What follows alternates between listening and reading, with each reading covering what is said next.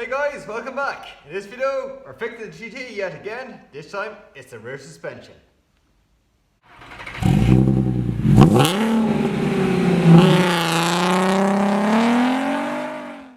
So you may be wondering what's wrong with the most cheapest Audi TT on the internet. Well, I'll show you. Okay, now with the rear wheel removed, we have a look around. Okay, first impressions, yep, everything looks a little bit rusty. Check the discs. No lip on them because the discs were replaced recently enough. Caliper looks okay. Yep, rust is, it's only surface rust, still okay. Have a look at the spring, and here's the culprit. So this is why what we're changing. The spring snapped. So there's a little bit of rust in on the snap, so it is quite an old brake. When we were buying the car, I had a good look around and went through the NCT, still didn't even notice anything until the guy told me, you have a snap spring by the way, that has to be replaced. And I even got in the car and couldn't find what he was on about. Because once the wheel is, and the spring is under load, it's very hard to see anything. But yep, there it is. So well done NCT man for spotting that. So this is what just happens with an old car, 19 years of age, cheapest one on the internet. Has good mileage on the car, so yeah, things just break down eventually, and these things happen. No big problem. Time to get new spring. Here we go. So new springs and new dampeners. So it's actually the same seller that sold me the front suspension. I went back to him again, and thankfully he was able to sell me the back suspension out of the car as well. So I think his handle is black and white on adverts. So big thank you to you. Suspension and dampeners, so delighted with that. So now time to get them into the car. Okay, so first step is to remove this pin, so that controls the strut. So just going to wind it out. I have a jack supporting all the weight, which is putting pressure back on the spring, so all of this assembly won't come flying down. Let me just slowly wind it out. Loads of WD-40 because you don't want anything to snap or break. That's great, that's that out. This is just hanging down. That's the anti-roll bar drop link. Okay, now to let down the jack and see if we can get the spring out. So now on the good side and taking out the good spring just to replace them with like for like. And yeah, took a heck of a lot of time to take out. So I put a spring compressor on it just to squeeze it down enough. Yeah, gentle finessing my arse. Basically what you had to do was stand on this and just pull the spring out, and it just pops out. No, it doesn't. So I had to put a spring compressor on this one to try to just squeeze it down enough while standing with this, while shaking it, just to get the damn thing out. And yeah, it came out okay. But look at this.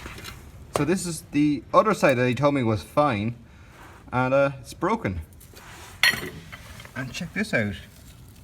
You might need a hammer to free it.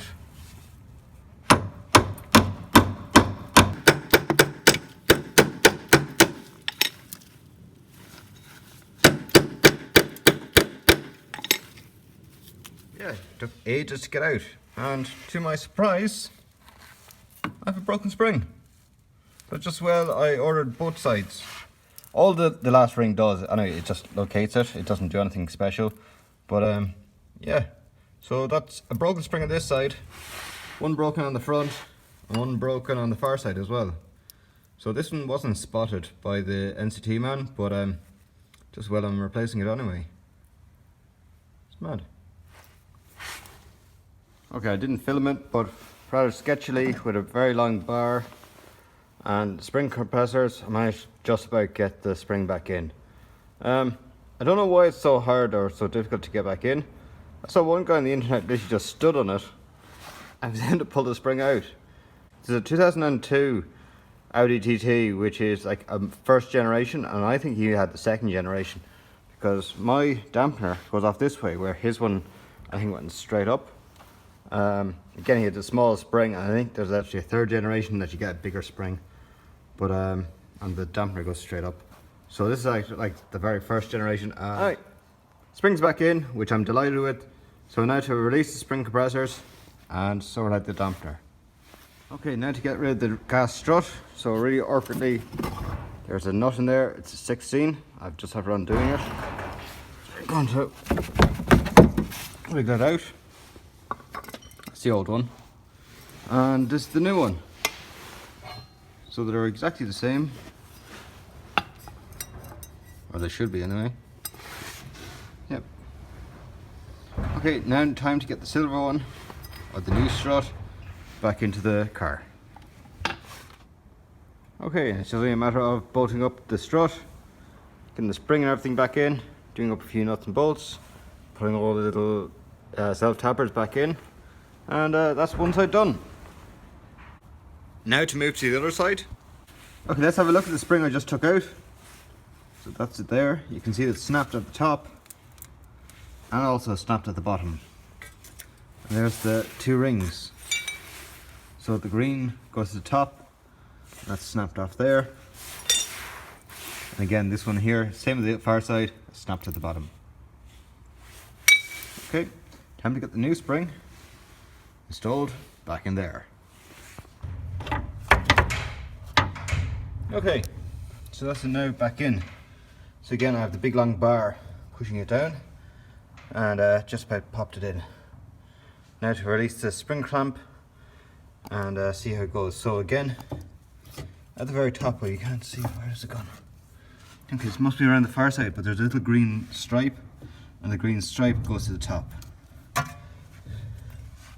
It looks like that, obviously attached to the spring. So that's it around the side. That's how you know where the top and bottom is. Okay, time to undo the spring clamp and get it more together.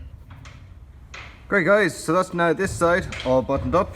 New spring, new dampener, all these little screws or tech screws all back in, and it's looking perfect. So guys, that's it now, all finished. So thanks very much for watching. Don't forget to rate, comment and subscribe. Support me on PayPal in that link below, and as always, thanks for watching. See you next time.